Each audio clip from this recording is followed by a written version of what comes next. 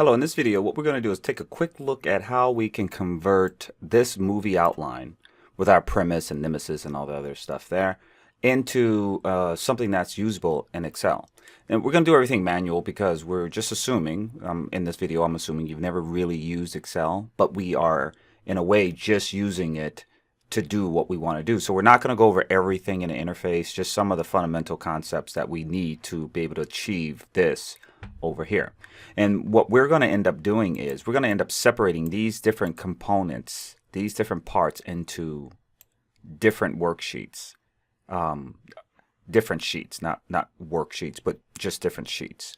So when you're in an Excel application, what you'll see here is this one right here obviously is not saved because you can see up here it says book 1. I would have to first save my my project, and I would suggest that you go ahead and save yours. And the way you can save it is by hitting Control S or clicking on this button up here, or going here to File and then Save, and then you figure out where you want to save it.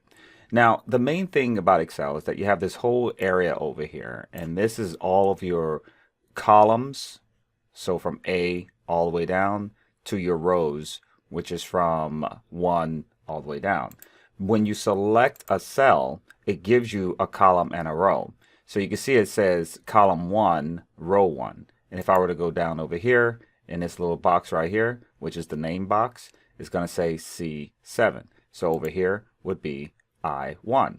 So that's how you know what cell you have selected. If I were to drag cells, what you'll notice now is even though it says C1, that's because that's where it starts. But if I were to drag, you can see in that name box how it's telling me the cells that's being dragged as a unit, as an array of cells.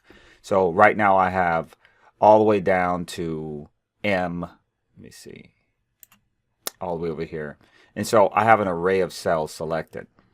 Right now, that's not so much important to know which cells are selected. It's just understand that if you were to click and drag, you are selecting those cells. The other important thing is when you click on a cell, you can actually start typing in that cell without doing anything. So there's two ways to put information into a cell. You can just select the cell, start typing, just like what I did.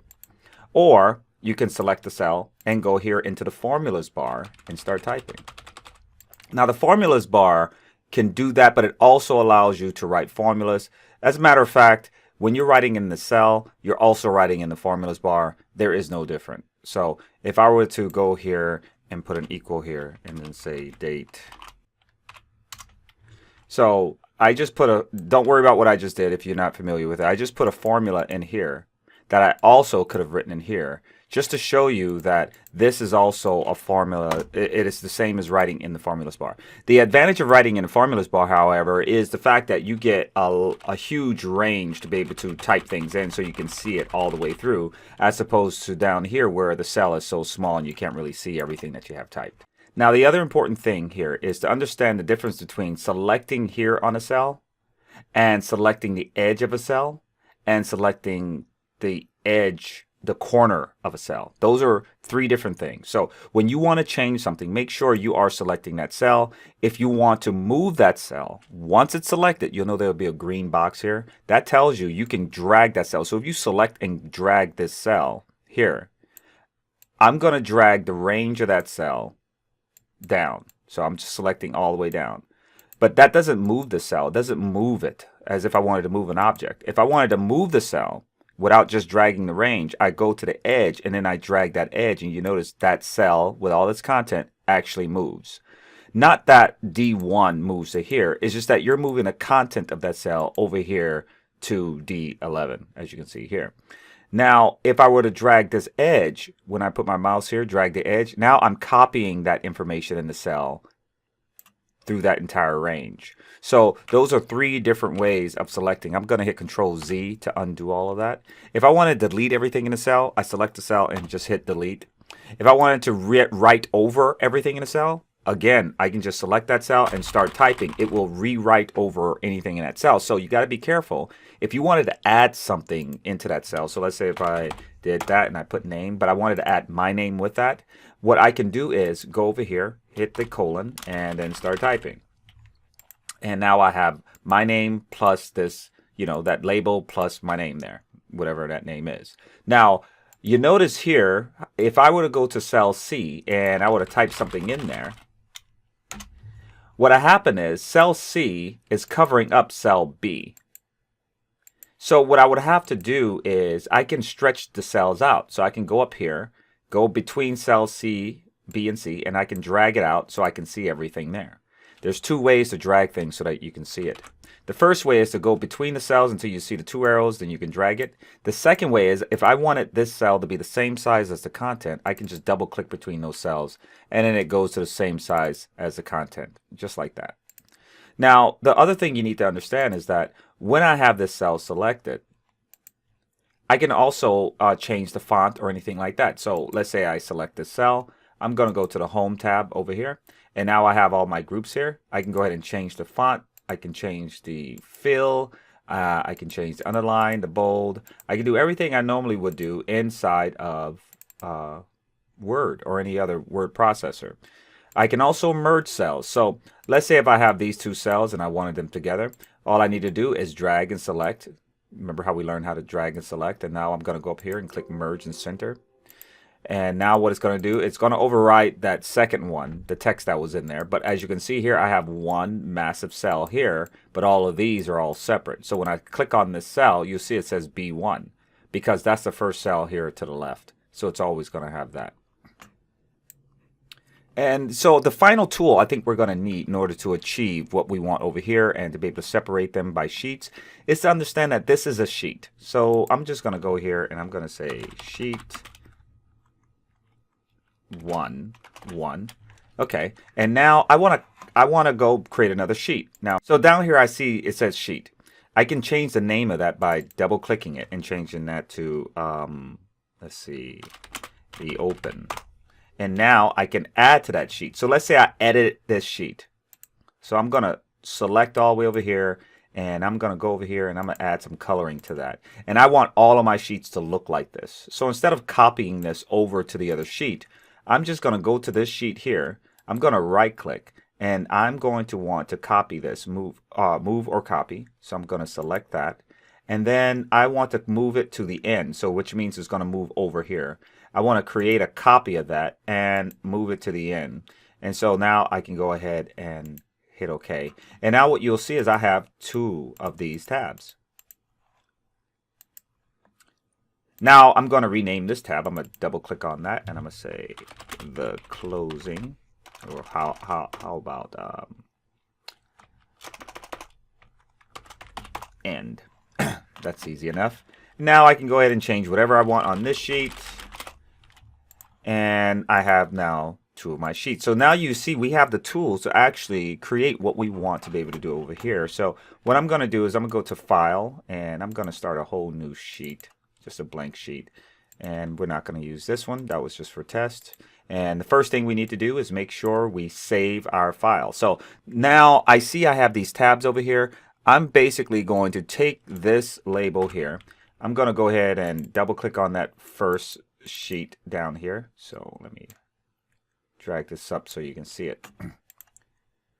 So by double clicking on this, I can change the name, hit put that word up, that label up in there. Now I have a sheet with this label here.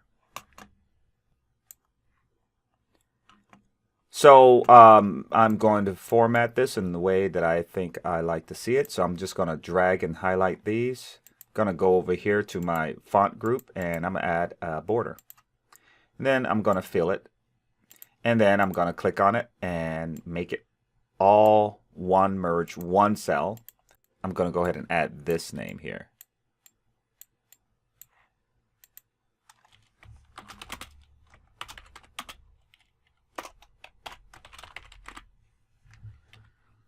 And now I'm going to make this more of a title. So I want to make this a little bit bigger. I am going to drag the first row down so it's a little bit bigger. And I want this centered. So I'm going to go up here to the Align group and I'm going to center that. And then I'm going to make the font much bigger and make it look a little bit cooler. You may not have this font. You might have to download it, but you can pick another font. So now from here, I can see these cells. We didn't talk about this earlier, but these lines here, if you were to print this out, these lines do not show up on the print. That's why I added a border here, so when I print it out, it shows up. So I kind of want a little area here that kind of shows up, in order for me to be able to see some border if I were to print it out or if I were to give it to a team member. So the first thing I want to do is just highlight all of this, and I'm going to merge all of this into one cell. Now what I'm going to do is give it a border. So with that selected, I'm going to give it a border. And now you can see I have this border here, and I can start typing inside of the cell. So I'm going to go ahead and take this content that I have here, and I'm going to put it inside of this cell here. Now, I don't like that it's at the bottom. So what I'm going to do is I'm going to go here, make sure it's left justified, and bring it all the way to the top. And the next thing I want to do is, as you notice here, it goes off the screen. So I also want to go ahead and hit wrap text, so that way it stays within the box. So now I'm going to use my technique of duplicating this so I don't have to redo the same process for all these other ones. So I'm going to go here to this tab down here. I'm going to right click on it. I'm going to go to move or copy. I'm going to create a copy. I'm going to move it to the end, and I'm going to hit OK. Then I rename this to the background.